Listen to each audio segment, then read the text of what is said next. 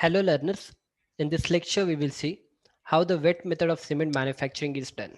So in the previous lecture we had seen the dry method, and also we have understood that that is a modern method and which we usually use during the manufacture of the cement. But also it becomes necessary for us to understand how the wet method is actually done and why don't we use it nowadays, right? The first point is that it is the oldest method and it is obsolete these days. We don't use this method nowadays. What is the reason for that? The second is that it is a costly method of manufacturing because it requires higher degree of fuel consumption and also the power consumption. So now we'll why this fuel consumption is more, why the power consumption is more, this thing we'll try to see in the upcoming lectures. And the third reason is that in this method the preheater is not used, unlike in the dry method, right? If you remember in the dry method, if I take you back to the dry method, here we used to do the preheating, right, with the help of exhaust gases. But whereas in the wet method we don't make use of this pre method, I mean the preheating, right? So with this understanding we'll see the processing of how a wet method is done. So it's almost same to the dry method, there's nothing change here, only there are one or two changes that we need to understand. Again, we have two raw materials, one is limestone, then in the argillaceous we have a clay, right? After that what we are going to do, we are going to do the crushing here. Again, since they are bigger in size, the limestone, we have to do the crushing of that. But whereas in the argillaceous, that is a clay, we are going to do the wash mill. With the addition of water we are going to send the clay material into the wash mill.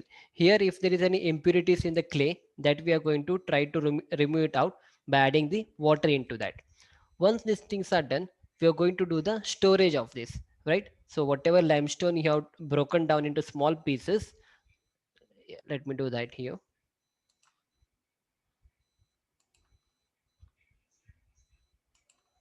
So this was a big limestone what we had, and after the crushing, this is how we had done the crushing.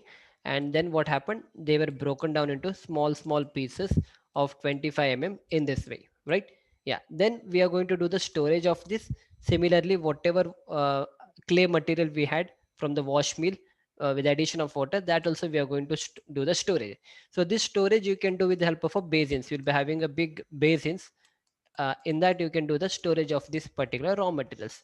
After that what we are going to do, we are going to do the formation of the slurry by wet grinding and addition of water. After this, both the thing, from whatever storage we have done here and whatever storage we have done here, we are going to bring them together, and also we are going to add water to that. And also the wet grinding is going to, we are going to do the grinding of these two raw materials with the addition of the water. Since we are adding water here, that is why this is called as a wet method, right? And after that, once this thing is done, once the formation of the slurry is done, that is you are going to do, you are going to add water, and as a result of that the slurry is going to form. And also you are going to do the grinding. On one side you are adding water, you are trying to make it slurry, and on the other side you are going to mix it, that is you are going to do the grinding of this. One thing we need to understand, in the dry method what we used to do after the crushing, we had a grinding operation, but here we are not going to do any grinding. Since we it is in the form of a slurry, we cannot do the grinding activity here, right? After that, the rest all process remains the same. Again you are going to do the blending here. The blending is done to do the corrections of the proportions of the ingredients what we have. Like lime should be in 63 to 67%, alumina should be 3 to 8%, right? And if there is any changes in that proportion, we need to do, we need to add those proportion. That is what it is called as blending. So once the blending is done, the next is the storage of corrected raw mix. Whatever blending you are done, whatever corrected mass you have, no, that we have to do the storing of the corrected raw mass. And once things are done, the next process remains the same, there is nothing change here. We'll try to see that. After that, again, with the help of a rotary kiln, you're going to burn it at 1400 to 1600 degrees Celsius. Then the clinker formation is going to happen. Then we are going to do the cooling of clinker. Then again, the grinding of clinker is going to happen. Here we are going to add the gypsum and pozzolana if it is required, we are trying to add. Then we'll try to store that in a silos, and then finally the package and supply is going to happen. So in this way your wet process is going to happen.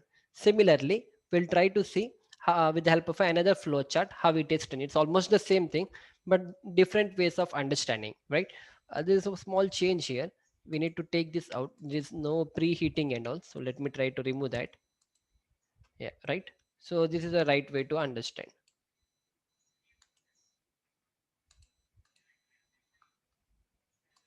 Yeah.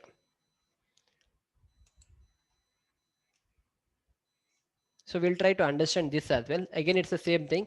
Whatever raw materials we require, that is limestone and clay. From here, it will go to the crushing. From here, it will go to the wash mill.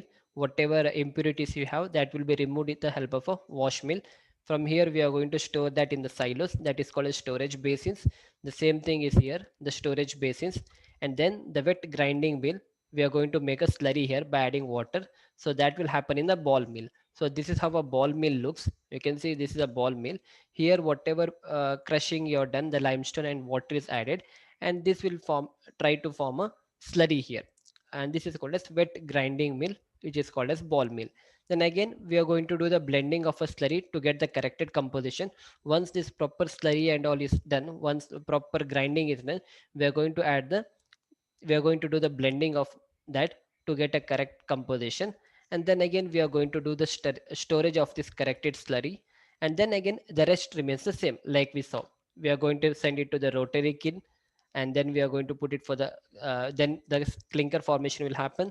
Then we are going to do the cooling of a clinker. We know that it will be very hot, and then the grinding of a clinker will be done because we need it in the form of a powder. And then if you want, and then we'll be adding the gypsum. One thing we need to remember, this gypsum is added in 2 to 3%, and why it has to be added in 2 to 3%, those things we'll try to see in the upcoming lectures, right? And then we are going to do the storage, and finally the package and supply is going to happen.